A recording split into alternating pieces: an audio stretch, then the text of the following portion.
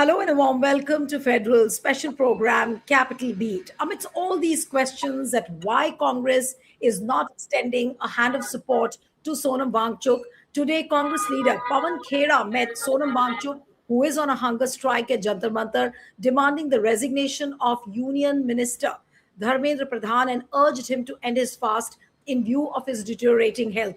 Now, he put out a post after he met Sonam Wangchuk. Khera said that peaceful protest is a constitutional right in a democracy and asserted. And if you can put out that tweet of Pawan Khera, if you're there backstage, Nisha, yes, so he has written that in a democracy, peaceful protest is a constitutional right uh, when citizens Yes, when citizens undertake a fast to be heard, the duty of the government is to listen, not look away. That is Raj Dharma. That is what Srimati Indira Gandhi did in 1984. That is what Dr. Manmohan Singh's government in 2011 did. They understood that a government's first responsibility is engagement, even in disagreement. This government, however, has chosen indifference. It has refused to engage with the demand for education reforms, whether raised by Rahul Gandhi and the NSUI or the IYC workers across the country or the protesters at Jantar Mantar. Such indifference is not merely arrogant, it is callous and wholly unworthy of democracy. Today, on behalf of the Congress Party, I met Sri Sonam Wangchuk and the protesters at Jantar Mantar and urged them to end their fast in light of their deteriorating health. A movement is not strengthened by losing its people. We live to fight another day. And just before this tweet by Pawan Khera, yesterday, even KC Venugopal, who is the Congress General Secretary organization, he had also put out a similar kind of a tweet. And though we didn't have anybody on camera from Congress going and meeting like what Pawan Khera did today, KC Venugopal yesterday wrote that Sonam Wangchuk has now been on a hunger strike for 19 days, demanding the resignation of the Union Education Minister. The Indian National Congress has been making this very demand for over a month and a half.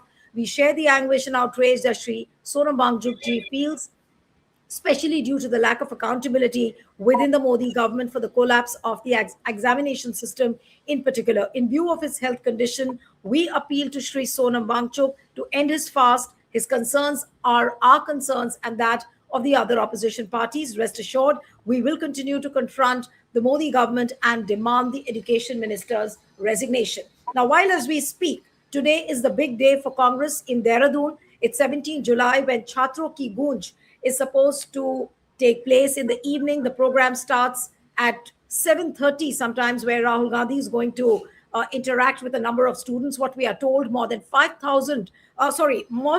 lakh students have registered there. So this is where the situation stands. The big question now is that if Congress has lent a hand of support to Sonam Wangchuk, will Cockroach Janta Party now support Rahul Gandhi's program, Chhatro Ki Gunj? That is question number one. But what has evoked a lot of interest in this entire story is the entry of Aamir Khan's statement. What has Aamir Khan said? Now, if you remember, Aamir Khan was the hero in the 2009 blockbuster movie Three Idiots, where he actually played the role of the iconic character Phunsukh Wangdu, who's known as Rancho.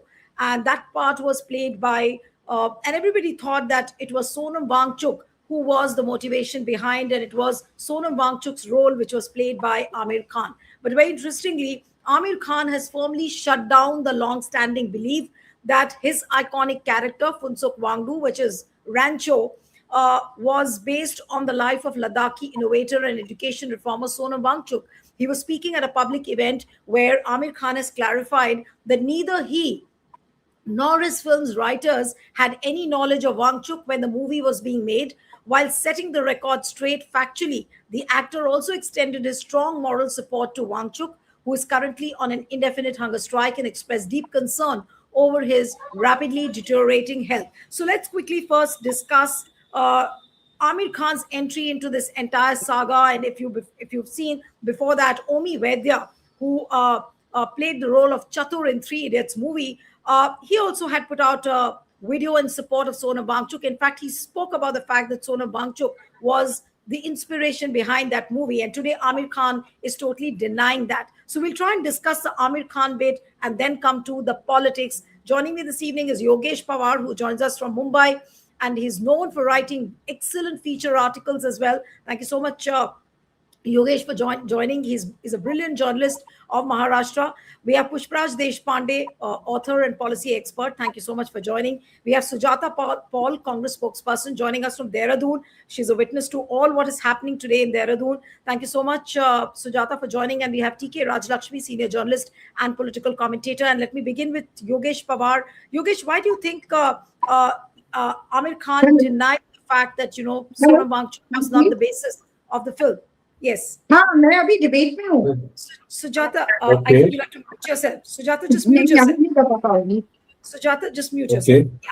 Okay. Yes, go ahead, Yogesh. Yeah. So basically, if I mean, I have to first and foremost go back to when Three Idiots was released and the promotional interviews were happening, because yours faithfully was very much there, and we have had joint press interactions with Raju Hirani and Aamir Khan's being there, where they have said that yes, Sonam Wangchuk, they repeated his name ad nauseum continuously. The name was brought up about how that was the inspiration, how that was the inspiration. If that was true, either were they lying then, or now the stand that Aamir Khan is taking is it lies now. So I just feel that in the process of trying to sort of please everyone, Aamir Khan has sort of painted himself into a corner from where it will be very difficult for him to come out of. And no matter which direction he takes from here, it can only be more and more damaging. And I don't know why a master strategist like Aamir Khan, who uses all his marketing cunning to push his projects, how could he not have seen, or who's advising him in terms of his media strategy to make these kind of statements? I would say that he shouldn't have opened his mouth, or if he has, then he should have watched what he said, because all those statements he made in the past in support of Sonam Wangchuk and all his inventions and all that he has done for the people in the Ladakh Valley, all that is going to come back to bite him, because he cannot now get up and suddenly take a stand which is 360 degrees in the opposite direction. But let me tell you something, that Aamir Khan is not the only one. The film industry has, in spite of having all But its... Yogesh, let me just interrupt you quickly. I know you are in a rush and you have to go.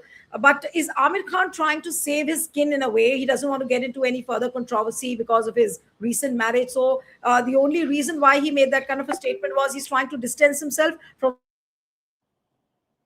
Well, he is fighting a lot of fires right now, because on a personal front also, recently he has got married to Gauri Megan Spratt. And Gauri, though she is born to a family which is of Punjabi Irish descent and Tamil Canadian descent.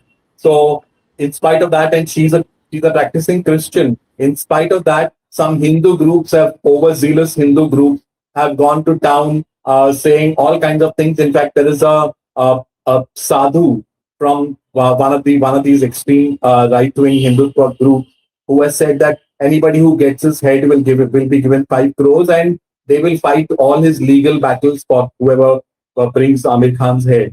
Now, as if that was not enough, the Muslim clerics have also issued a fatwa against him for getting into a marriage which they see is clearly un-Islamic.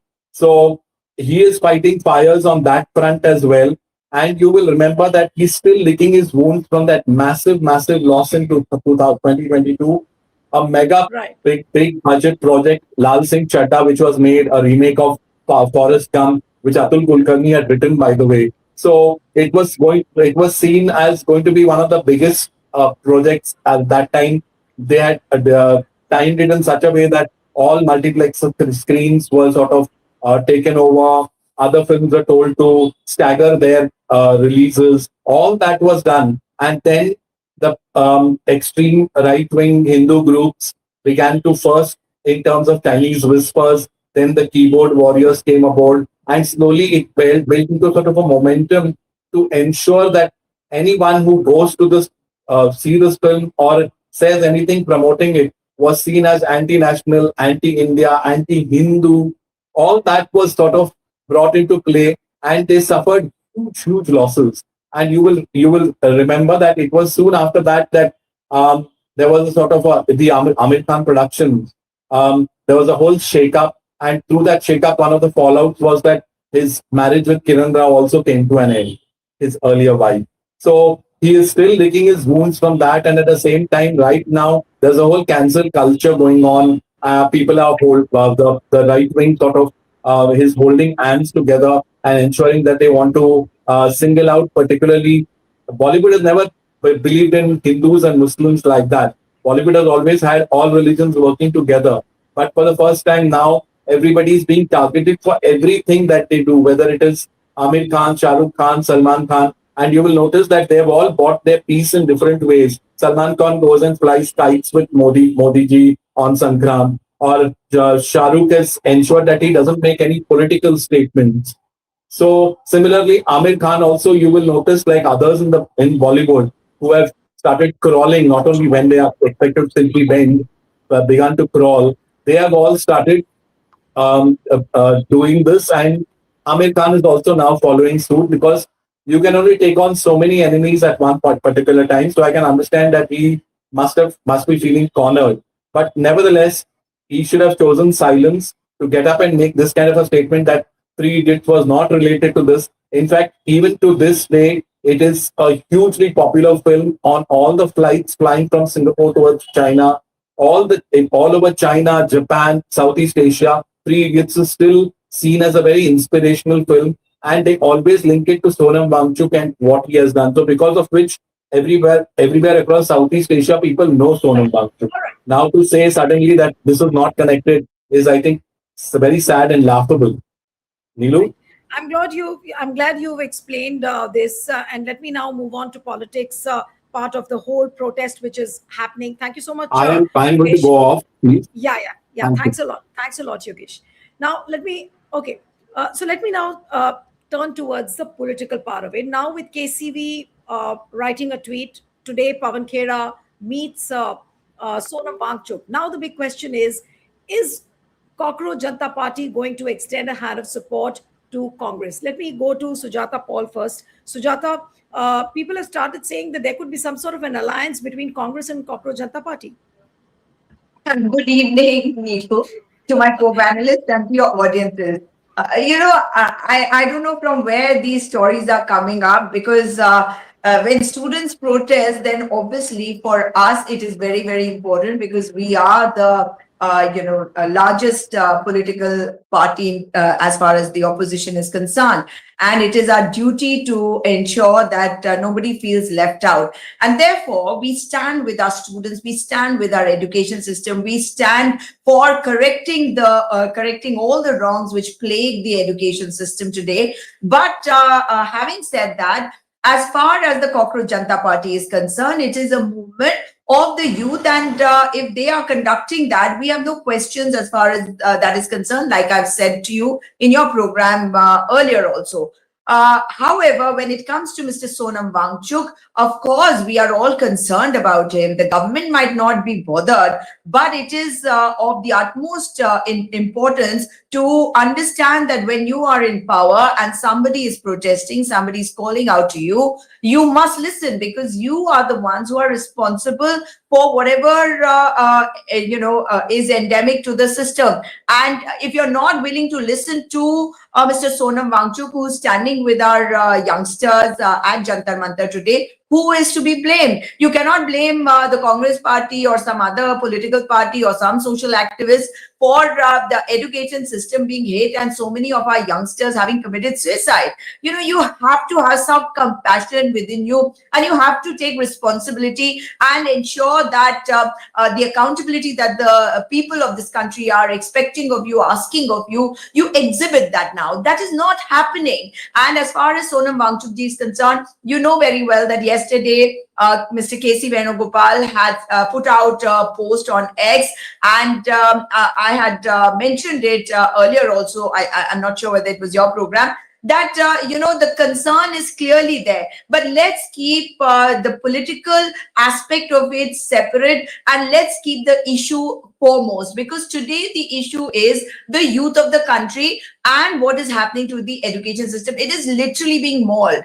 And today Mr. Pawan Khera has also gone and met Mr. Sonam Wangchuk. So I think all these rumors and all these speculations about the Congress party not being in support of this movement should be put to rest, because it is their movement, but we are also conducting another movement alongside, right? And we've been doing it right from the day the paper league broke out. If you saw, so many of our youngsters from the NSUI, the Youth Congress, our Congress leaders, they've all been taking it up, and they have to take it up politically, because we are a political party. It is important that we make sure that the government understands that this will be taken right into Parliament, and the government will be put in the dock if they don't answer. So, having said that, we must remember that it is Rahul Gandhi today who is taking up this issue, and today Chhatro ki Gunj is happening in Dehradun.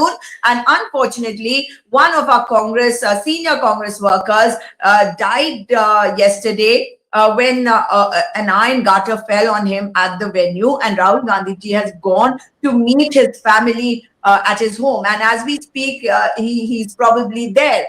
So for us, every person is important. And today there is the youth of this nation which is collecting in Dehradun, and we need to listen to them. And Rahul Gandhi ji is going to hold a samvad with them. And you know what the Chief Minister is doing? I told you how he had given the parade ground to his wife for a program earlier on. But today there are posters all around that there is some lady who's a singer whose program has been organized over there. Can you believe this? I mean, Rahul Gandhi was given that. So you are saying that there is a lady who has organized a program at the parade ground, and the ground has been easily given to her, but not to Rahul Gandhi for the program. That same program which was happening over there, suddenly there is this,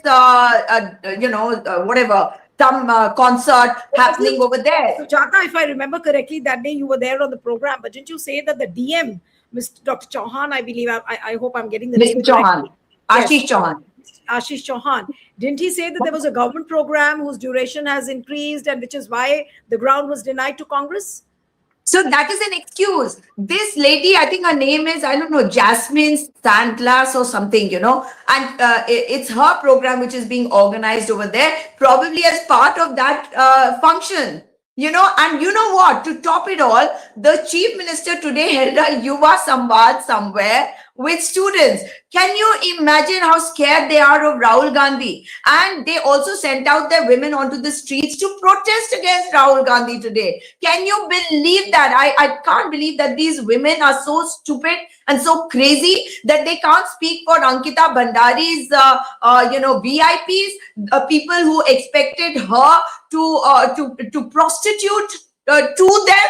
I mean, like, these women are crazy. When papers leak, then they're defending their government. And the paper leak mastermind, of the recruitment scam of 2022, which is the largest ever in the history of Uttarakhand, the mastermind is a person by the name of Hakam Singh, who is a BJP fellow. He is out on bail. They're protecting him. Nobody has been booked till today. I mean, okay, you might have booked him, but he's out on bail. That clearly means that you are allowing that case to weaken, and you're distracting people's attention. But may I add in the end that the government clearly is on the back foot, but they want to ensure that Rahul Gandhi's program is maligned and derogated if they cannot stop it.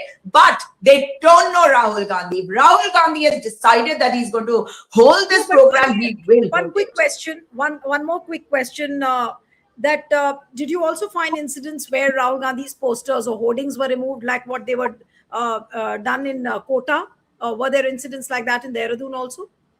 Well, not the posters. I wouldn't say that the posters have been removed, because we haven't seen anything to that effect at the moment. But like I told you earlier, they have tried to get the coaching institutes not to send students to this program. But yesterday night also people were calling me up and asking me how they could apply. There were teachers, my colleagues, and my colleagues from the best of schools in Dehradun. I've taught at a boarding school, So my colleagues and people I know, senior citizens, they've been calling me up and asking me how do we go and listen to Rahul Gandhi. It is so heartwarming to hear them. And these are people who have given education, an altogether different level in Dehradun, and Dehradun is considered an education hub because of them.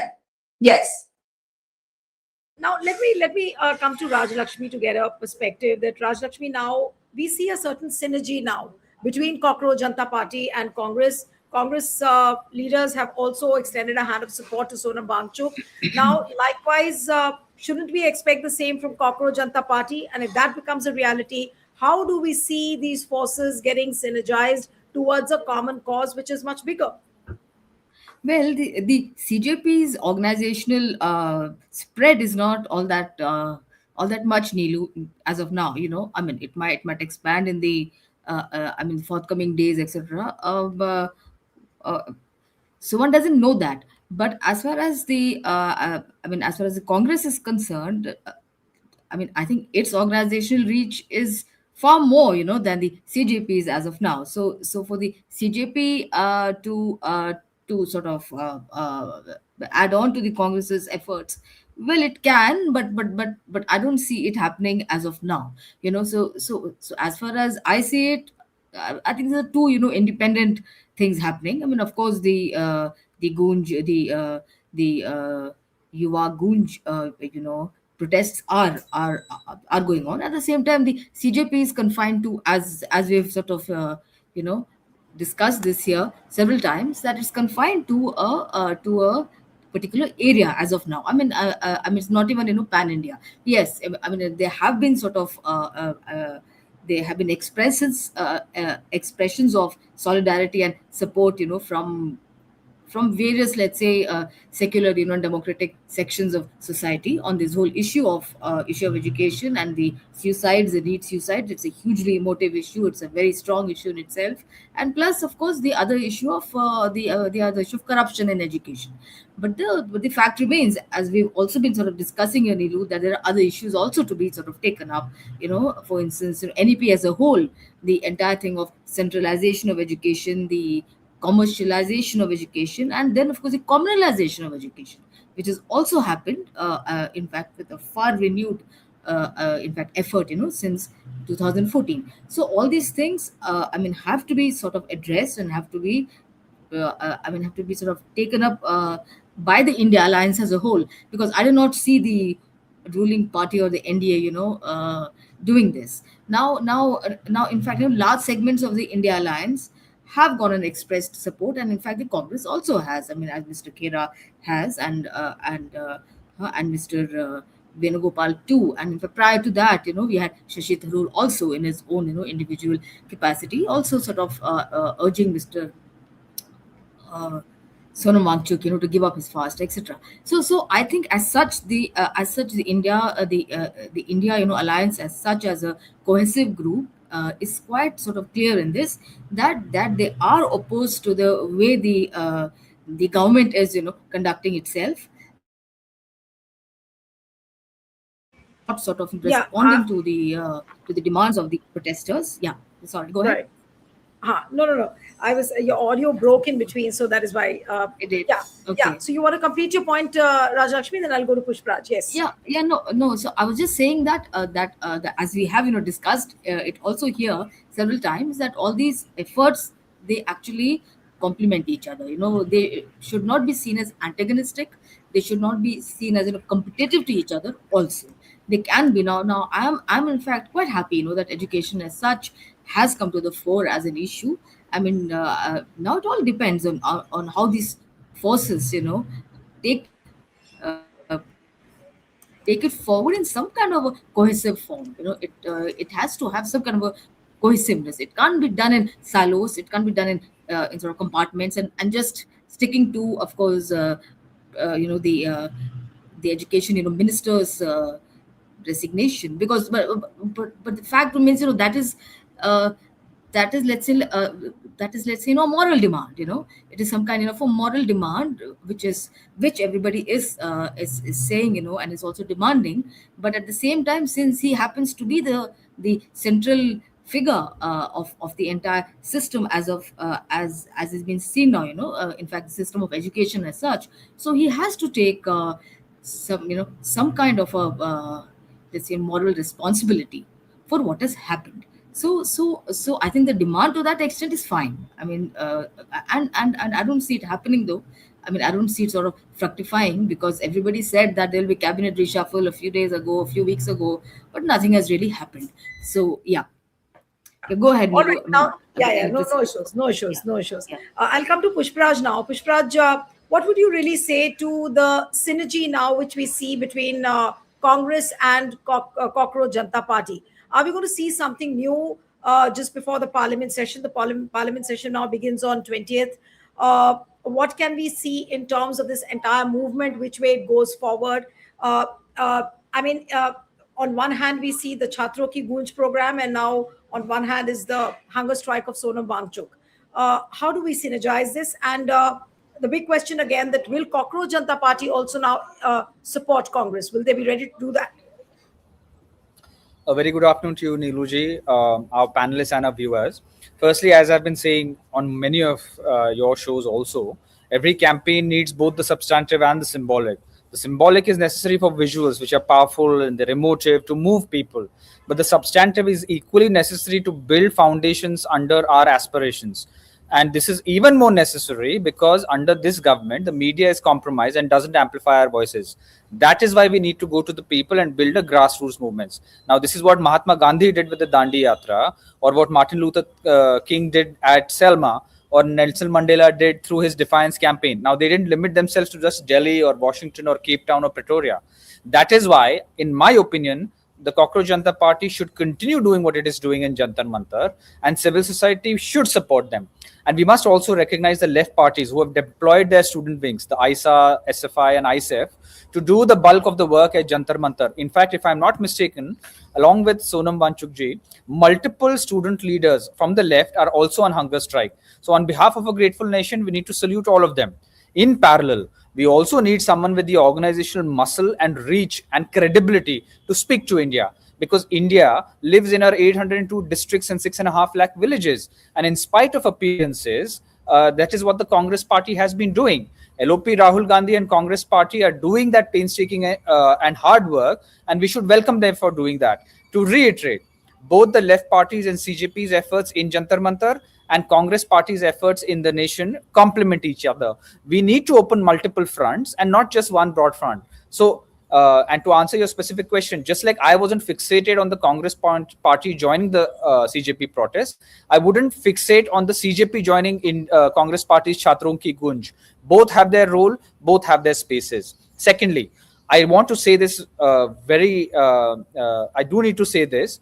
There were some progressives who were attacking the Congress party and the India bloc for supposedly ignoring the CJP. They really need to introspect, because instead of increasing the size of our army to win this war, these progressives were inexplicably sniping at their comrade in arms and our comrade in arms.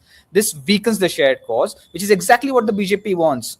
You are effectively supporting indirectly what the BJP wants. A divided opposition helps the BJP. Now, instead of focusing on attacking LOP Gandhi, undermines the force of the attack on Dharmendra Pradhan and the BJP government. This is penny wise, pound foolish. And we need to fight this fight unitedly, because the BJP is this hegemonic force who is completely malicious. Thirdly, we must collectively think of and experiment with disruptive tactics to outmaneuver Prime Minister Modi and BJP. And this is something that I would like everyone, not just this panel, to think about.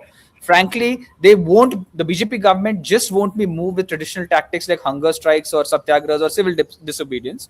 Even the 100+ programs that Congress party are doing, including the one in Dehradun, will be circumscribed. They'll cancel permissions. They'll hold parallel campaigns to drown out the strident dissent that the Congress party is mounting.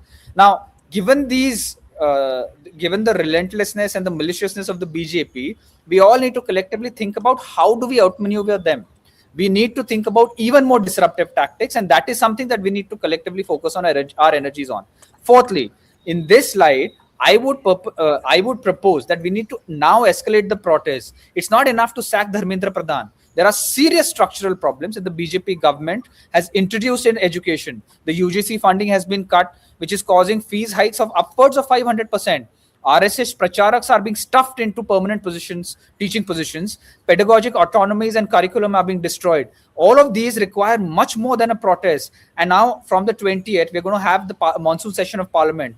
How do we use Parliament creatively? How can civil society, the left parties, and others who are not directly in Parliament, how can they collectively join arms with legislators to put and escalate pressure on the BJP government? And what do we do to ensure that they don't completely ignore us? I mean, these 6 bills that they have said No, that they're but you going to feel introduce Parliament. You feel Pushpraj. Very briefly, I'll come to Sujata and Raj Lakshmi also. And very brief answer, I want Pushpraj from you, that you feel that, this entire headline, which was getting misdirected in a way where people were saying why Rahul Gandhi is not supporting or why Congress is not supporting Sonam Wangchuk.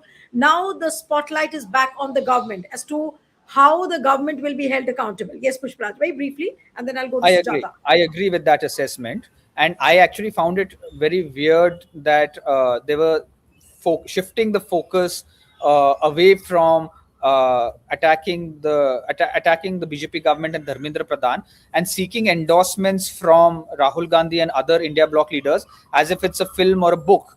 I mean, it helped the BJP and the Godi media. I'm sorry I'm using the phrase Godi media, but it helped them to sort of shift the focus and say, oh, there are divisions within the India bloc. There are divisions between progressive parties. We have to be careful about these things. It's been 13 years since we've been facing this. If we don't learn from our mistakes and if we don't unlearn and relearn what we need to do, we're going to keep falling into that trap. I mean, like lemmings, we are falling into that trap again and again. We cannot do this. Absolutely. So I'll come for the concluding remarks. Sujata, what you have to say very briefly, and then to Raj Lakshmi. Unmute yourself. Sujata, you'll have to unmute, yeah. Yes, absolutely. Today Rahul Gandhi is in Dehradun, and there is going to be no stopping him from meeting the youngsters. And let me tell you what, I heard my previous panelist say. I completely agree with him. And, in the present time, I've been thinking about this a lot as to why is it that people are not coming out for protest. It is political parties which are able to get people out. We must not forget it, because they are political parties. The government has, and the BJP, not just the BJP, but the government also I'm talking about, they have created this narrative where they tell people that, oh, if it's your protest, don't call the opposition. If you call the opposition, it'll become political. That is the point here. People need to understand, and we need to send that message out across to them, that this is the system of a democracy, that if the government does not listen to you and if you have genuine demands, it is the opposition which will come out and take your demand forward, and they will be your shield, whether it is the social activists or anybody else. And that is something which has got drowned out in this din of the BJP loudmouths. I'm sorry to be calling them loudmouths, but that's what they are. Because, the fact is that it is the opposition which will take forward any issue which is plaguing this country today, any issue regarding anybody in the country, and find a resolution to it. An activist can only talk about it and create a noise about it. A journalist will ask questions, ask difficult questions, if the journalist is not go the media, like my previous panelist mentioned. And the fact is, the resolution will come only through a political party which can oppose this government when it is in power, or which can come into power if people vote it in. Yes. Yes. Pushpraj wants to say something. Yes. Just one line. Sorry, I know Rajalakshmi ma'am also has to intervene. See, this underscores the point that we were collectively discussing in 2024 when the India bloc came up. We need a secretariat for the India bloc to coordinate amongst itself, as well as coordinate with the civil society and other non-political stakeholders, because it is precisely this kind of disunity and lack of organized effort that the BJP and its cheerleaders capitalize on to present themselves as united and hegemonic, and all of us progressive forces who believe in the constitutional idea of India as someone who are not going to be worth coming into government. This is the entire thing. Now, if not Modi, who? we need to be as organized as, there is this very famous, I'm sorry, I'm quoting Martin Luther King again, but there is this very famous quote: those who love peace must organize as effectively as those who love Absolutely. hate and war. Yeah, absolutely. Yes, Rajlakshmi, to you, towards the end. Yeah, of course, more organized effort, needs to be taken in order to address serious issues that this country faces, and of course, policies have to be, have to be, questioned. The education policy, for instance, and I think as I said, it's really good, Nilu, that it has come to the fore. This whole issue, the rot that lies in the education system today has actually come to the fore. Through, of course, the most unfortunate incident of 20 students taking their own lives, the NEET leak, etc. So, and I just hope that this momentum continues. It should not really it should not fall back. It should not get weakened. It should not get weakened in the face of adversity, because the government, of course, is not going to accept that all that's wrong, and it's not going to really sort of listen and do what it should be doing, is to completely overhaul the architecture of education as it exists today, and so many promises unfulfilled. The right to education for all from 6 to 14, it still remains a pipe dream. In fact, Right. 94,000 government schools have been closed. These are Niti Aayog figures. These are not some private surveys figures. So I'm saying that the rot is really, really deep, and it's systemic, and it's got to be nipped in the bud. And I think the opposition parties, if they are really sincere about it, I know that the left parties are, because education has been on their radar for very, very long time. Their student organizations, for them, so raising these issues is not something new. So it's not just let's say like a flash in the pan, kind of a moment. It's been their agenda for years, altogether. It's not something new at all. I mean, even now, if there's a fee hike anywhere, you'll find the left student activists, out there, Right. protesting. If there's a hostel fee Right. So hike, now, etc. yes. Yeah. So now, if Cockroach Janta Party and Congress, both of them are supporting each other, now we'll have to wait and watch how the troll army gets hyperactive once Rahul Gandhi's program starts at 7:30 today at Dehradun. Wish you good luck, Sujata. You are part of the organizing team, so you'll have to face a lot of things. So we'll come back for more updates with you. Thank you so much. I will have to end it here. Pushpraj, TK Raj Lakshmi, Sujata, Thank you. thank you very much.